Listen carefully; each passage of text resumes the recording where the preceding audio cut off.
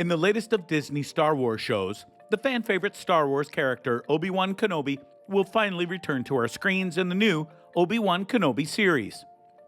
Obi-Wan Kenobi is a Disney Plus exclusive special event series that was first revealed at the D23 Expo in 2019. It promises to reunite famous Jedi Master Obi-Wan Kenobi with Sith Lord Darth Vader for a thrilling adventure that bridges the gap between the prequels and the original trilogy of Star Wars films. Join us as we share everything we know about Obi-Wan Kenobi. Release date. Disney Plus has officially revealed that Obi-Wan Kenobi will premiere on the streaming service on May 25th. Ewan McGregor said that filming on the program completed in September, and various hints pointed to a May 2022 release for Obi-Wan Kenobi as a possible possibility. Cast. It's obvious that we can't have a Revenge of the Sith era Obi-Wan Kenobi without Ewan McGregor, so it's fantastic to hear he's on board. If his Jimmy Kimmel Live words are to be believed, if his reactions to his return are any indication, he's having a great time. Hayden Christensen's return as Darth Vader is also wonderful news. His participation was announced as part of the Disney Investor Day Star Wars presentation in December 2020. The rest of Obi-Wan Kenobi's cast was revealed in March, and there's a lot of famous faces attached to the show. We have Moses Ingram, Joel Edgerton, Bonnie Peace, Kumail Nanjiani, Indira Varma, Rupert Friend, O'Shea Jackson Jr., Sung Kang, Simone Kessel, and Benny Safdie. Plot. We don't know a lot about what will happen in Obi-Wan Kenobi because a lot of the plot is being kept under wraps. During the 2020 Disney Investor Day, however, Lucasfilm president Kathleen Kennedy focused on Obi-Wan's failure, which was allowing Anakin Skywalker to be corrupted and join the dark side of the Force. As a result, we may expect this series to focus on Obi-Wan's to his watershed point in history and how it has shaped him throughout his exile. After confirming Hayden Christensen's participation, she called the show the rematch of the century. The duel between them in Revenge of the Sith is still one of the best portions of the prequel trilogy, and the prospect of a rematch is very thrilling. Hopefully the two will once again cross lightsabers. Obi-Wan Kenobi's setting. The live-action Obi-Wan Kenobi series will pick up 10 years after Anakin Skywalker and Obi-Wan Kenobi fought on Mustafar at the end of Revenge of the Sith. If you need a reminder, Obi-Wan vanquished his former Jedi trainee in this duel and then left him to die, mourning what Anakin had become after succumbing to the dark side. Emperor Palpatine seized Anakin's body and reassembled it, encasing it in Darth Vader's distinctive armor, completing his transformation into the legendary evil. Darth Vader has had plenty of time to go to work with Emperor Palpatine, taking over the rest of the galaxy far, far away thanks to the 10-year time leap.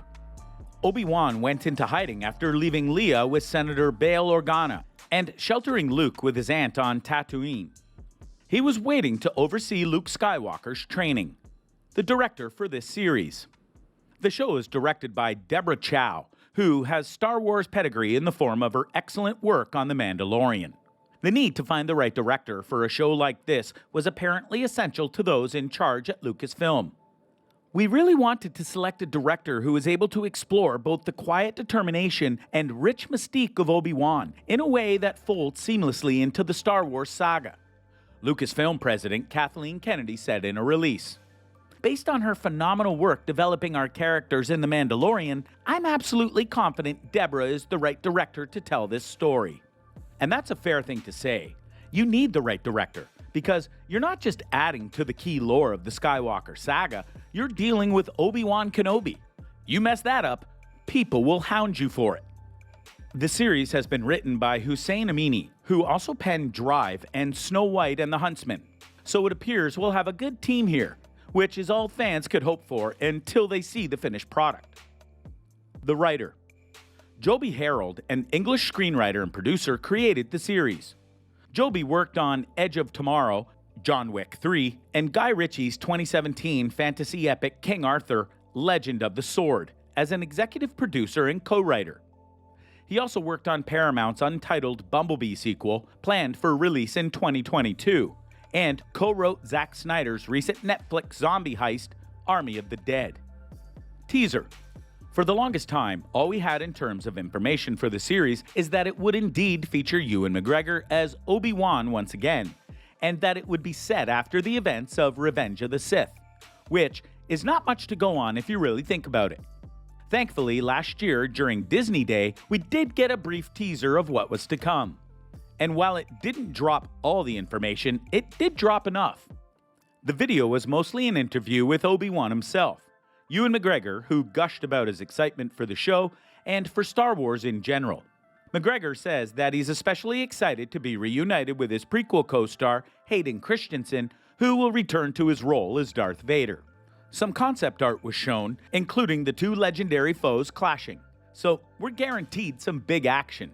The Star Wars series has undergone quite a bit of production hassle in the time since it was first reported in 2019.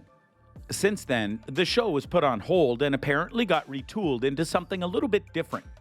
According to Disney, the series began production in April 2021, with Deborah Chow, The Mandalorian, Better Call Saul, directing each episode. What can we expect from Obi-Wan Kenobi series? Naturally, we're curious about Obi-Wan's activities prior to his training of Luke Skywalker. Before assuming the persona of Ben Kenobi, as played by Alec Guinness, he was keeping an eye on Luke, but he must have been doing something else during his self-imposed exile. Perhaps he tried to contact other Jedi when Darth Vader was still carrying out the Great Jedi Purge. During the press screening, concept art was displayed that hinted at a second, watery planet. This suggests that, rather than spending the entire series on Tatooine, Obi-Wan will most likely travel to other planets. Although it hasn't been confirmed, we could see Ahsoka Tano from the Clone Wars and Star Wars Rebels reuniting with Jedi Master Obi-Wan.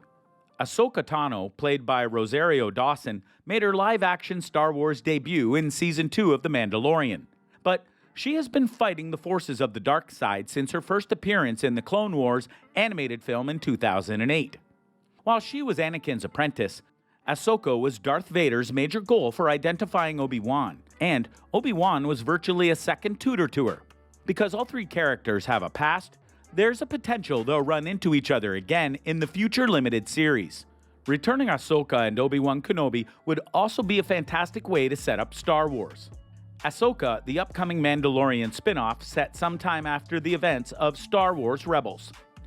A photo leak from Obi-Wan Kenobi revealed a few members of the cast dressed in costume. Despite the fact that everyone is dressed in black robes to disguise most of their clothes, the photographs appear to confirm Indira Varma's role as an Imperial officer, even though we don't know who she is yet.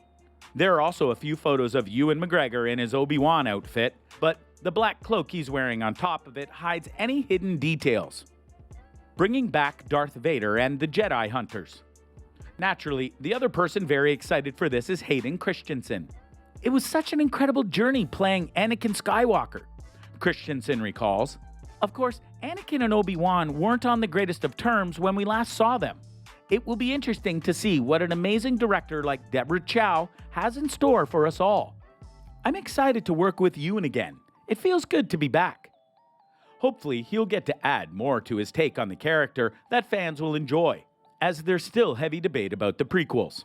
Aside from Darth Vader, the team has hinted that Jedi Hunters will be after Obi-Wan Kenobi.